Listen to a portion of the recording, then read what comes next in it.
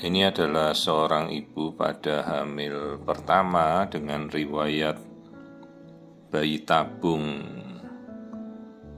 Bayi tabung itu artinya IVF ya, hamil dengan fasilitas reproduktif berbantu istilahnya, bayi tabung.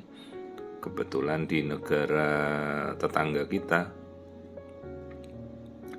Dan ibu ini berkonsul ke saya tanpa dirujuk, jadi dia pemeriksaan mandiri karena ada hasil pemeriksaannya yang cukup membingungkan karena waktu di negara tetangga itu tidak ditemukan ada apa-apa pada kehamilannya seperti ini. Miom di daerah mulut rahimnya ya, ini kelihatan jelas ada miom, tapi sebelumnya tidak ditemukan. Tentunya miom itu kan tidak muncul tiba-tiba ya, jadi dia sudah ada sejak awal. Ya untungnya proses bayi tabungnya berhasil ya, ini miomnya sekitar 19 mili berdekatan dengan mulut rahim bagian dalam.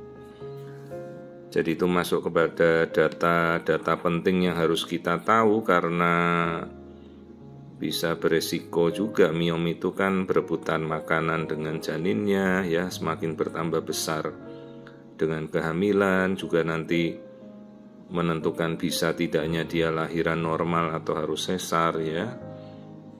Dan sebelum itu jangan sampai miomnya nanti terus-terusan membesar malah bikin kontraksi. Jadi data penting ini harus kita masukkan. Jadi dari pemeriksaan ini baru saya tahu ada miom, sebelumnya tidak diketahui. Terus ibu ini juga melakukan pemeriksaan lab torch, di mana toksonya itu tidak diperiksa keseluruhan. Yang diperiksa hanya infeksi masa lalu. Ternyata begitu di tanah air pulang ke sini, ditemukan ternyata infeksi toksonya positif dari IgM ya, yang menunjukkan infeksi baru terjadi. Terus kita akhirnya periksa janinnya, pertumbuhannya tampak normal. Dan setelah dia melakukan pemeriksaan juga namanya aviditas imunoglobulin FM, yang menunjukkan bahwa aviditasnya sudah tinggi ya, harusnya sudah aman. Hamilnya baru 8 minggu, kalau aviditas tinggi artinya harusnya sudah dari 4 bulan sebelumnya ini kondisinya aman ya. Tapi masalahnya pada saat ditransferkan embrio itu apakah aviditasnya sudah tinggi, kan kita tidak tahu. Bagaimana kalau aviditas itu baru tinggi setelah minggu ini, sementara dia belum mulai terapi apapun? Harusnya kalau persiapan program hamil atau bayi tabung, pemeriksaan TORS itu kan harusnya sudah dilakukan sebelum embrio itu dibuat ya.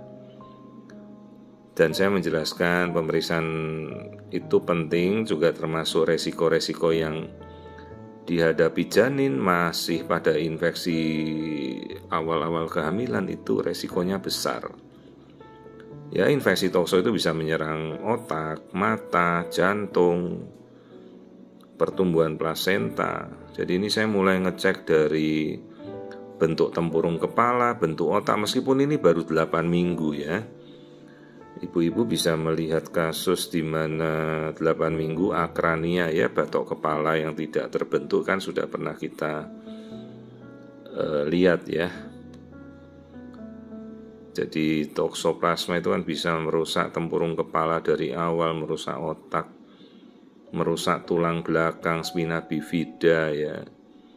Jadi ini kita lihat kembali struktur tempurung kepalanya bagus, utuh.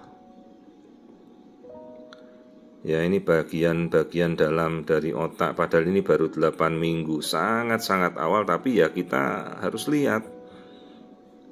Dan ini coba kita periksa dengan teliti ya, 8 minggu, bayangkan ini masih sekecil apa gitu. Tapi coba yuk kita lihat pelan-pelan ya, mana anak pertama, bayi tabung lagi. Dan ini menjadi dilematis karena kalau kita tidak tahu tepatnya kapan infeksi terkena, opsi pemilihannya adalah kita memberikan terapi ya. Terapinya itu spiramisin, kemudian kita juga berikan asam folat. Ini detak jantungnya bagus ya.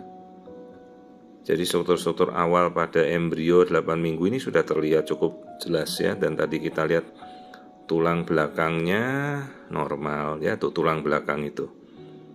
Padahal ini masih kecil sekali embrionya ya. Dari tulang ekor, tulang punggung kita amati. Karena kasus-kasus infeksi maternal ibunya kena tokso itu kan menyerang otak, menyerang mata, tulang, tempurung kepala ya. Nah, masalahnya ini kan bukan pasien yang dirujuk langsung, artinya saya hanya bisa memberikan saran. Ibunya saya anjurkan kembali pada dokter sejawat yang memeriksa. Berikut pesan-pesan dari saya sebagai konsultan fetomaternal. Silakan dipikirkan untuk pemberian terapi toksonya, kemudian terapi yang lain ya. Juga kita anjurkan pengecekan genetika, NIPT sedari awal nanti kita bisa lakukan. Dan jangan lupa coba tanyakan pada dokter Anda itu, kalau nanti kan masanya screening itu antara 11 sampai 15 minggu untuk trimester pertama ya. Beliaunya berkebutuhan untuk merujuk pada konsultan apa tidak untuk pemeriksaan fetomaternal. Kalau tidak ya monggo diperiksa dengan teliti screening nanti ya. Gitu. Karena kalau ini bukan dirujuk kan kita tidak bisa merubah terapi tanpa seizin dari dokter penanggung jawab yang megang pasien ya. Kita hanya bisa menganjurkan, itu etikanya demikian. Jadi minta izin dulu pada dokter yang megang, karena ini bukan pasien dirujuk. Kita tidak boleh merubah terapi tanpa seizin dokter yang megang pasien ya. Kita hanya memberikan anjuran, Bu, kemungkinan ini nanti harus berikan terapi tokso ya. Jangan lupa screening trimester pertama ya, kalau bisa dirujuk itu.